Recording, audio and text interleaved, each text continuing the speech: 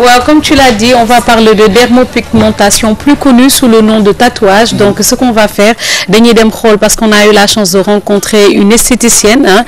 qui est venue de Paris. Nous avons quelques prestations rapidement. Denis Demkrol, et les inconvénients, il y a un petit bière. Non, avant de le pratiquer, il faut savoir sur quoi on pratique. On pratique sur la peau. La peau, il faut la connaître. Il faut connaître les couches de la peau, l'épiderme, le derme, l'hypoderme. Il faut connaître le millimètre à ne pas dépasser parce que ça peut saigner, ça peut créer des problèmes. Même parfois, au niveau de l'hygiène, il peut avoir des hépatites. Il faut vraiment, vraiment faire attention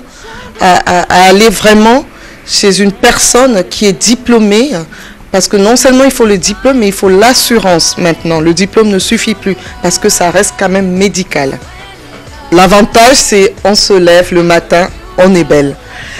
Tous les jours, se tracer les sourcils, vous savez, parfois on réussit, parfois on ne réussit pas. Avec le tatouage permanent, on est tranquille. Et puis ça permet aussi d'illuminer le visage, de donner une belle expression au visage. Et tout en restant naturel, parce que tatouage permanent ne dit pas forcément tout ce qui est grossier, tout ce qui est... il faut rester naturel et respecter la carnation et la morphologie. Maintenant, les inconvénients, le premier inconvénient, c'est quand même que ça reste un auteur que j'aime beaucoup. Hein, je lui fais un coucou, vraiment je l'adore. Alors d'ailleurs, il y a une chanson qui me plaît vraiment, je vais vous la refaire cette chanson. C'est beaucoup de sentiments, de race qu'il faut pour qu'ils espèrent. Alors c'est tout ce que je sais, mais je l'adore cette chanson. Mouah, bisous. Beaucoup de sentiments, de race qu'il faut qu'ils désespèrent. Je veux les gamins ouverts, les amis pour parler de leur peine, de leur... alors dañu enchaîné ak Ouzin Keita ak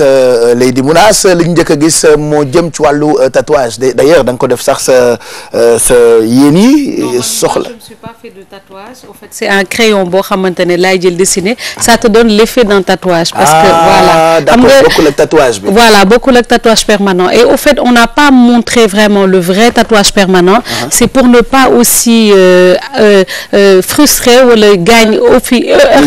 yenn ñi seetaan parce que quand même il faut savoir que ay puso la ak yooyu donc et puis c'est un peu personnel ba tax na wane wuñu on a juste fait voilà selon les endroits c'est bon Chérif hein tu es un vrai bandit mais je retiens donc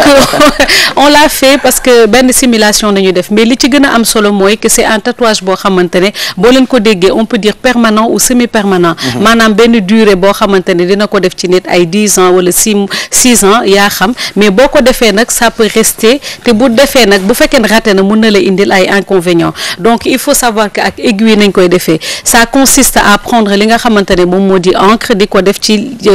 di ko jam ci puso ba pare di ko def ci li nga xamante ne moom moo di peau bi épiderme bi maanaam ci kaw derme bi donc li ci gën a am problème nag parce que quand loo gis rek taar bi mi ngi ci mais parfois il y a des inconvénients comme par exemple ce qu'il faut savoir la première chose aussi c'est que quand la peau elle est mélanisée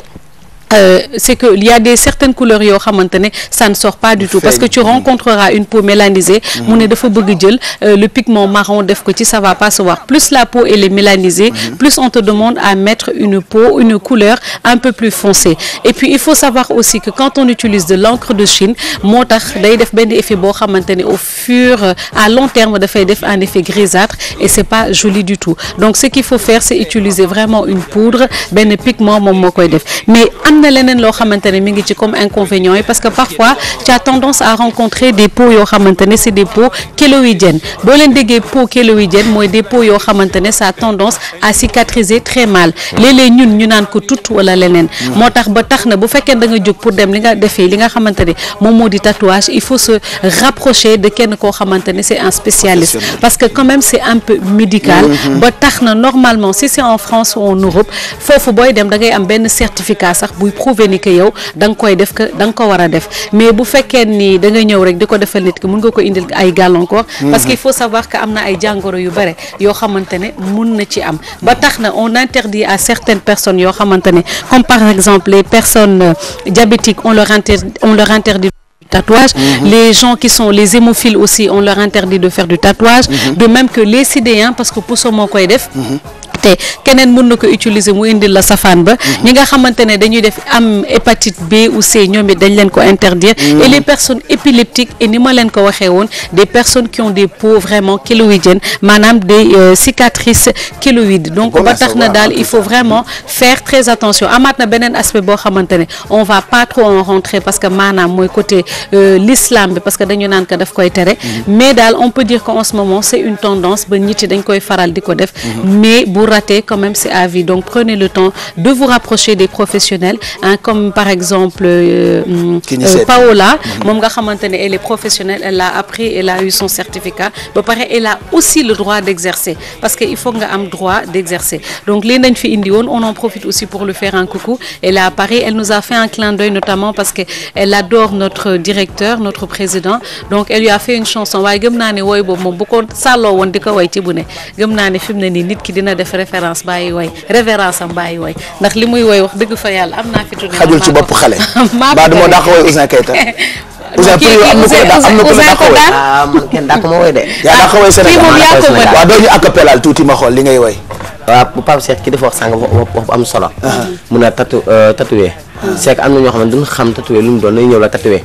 dangaa war a dem hôpital nga xool ña jabetoo wala doo jotu la ndax nit looy def dangay xoolaat nga ñëw la tatoué noonu mu leen indi ganaan ko ba am indi la dara moo tax nag comme tey ji am na jigéen ñoo xamante ne wala tey ji nga war a sëyee ñeen tam koo xam ne xamoo fu mu dëkk xam fu ci saanoo dem leen hôpital ngeen xool test asalaamaaleykum sama loolu baaxul loolu mooy wax ni asalaamaaleykum maaleykum salaam loolu moo ko bees allez Mohamed Ndiaye pare nga yaa ngi taxaw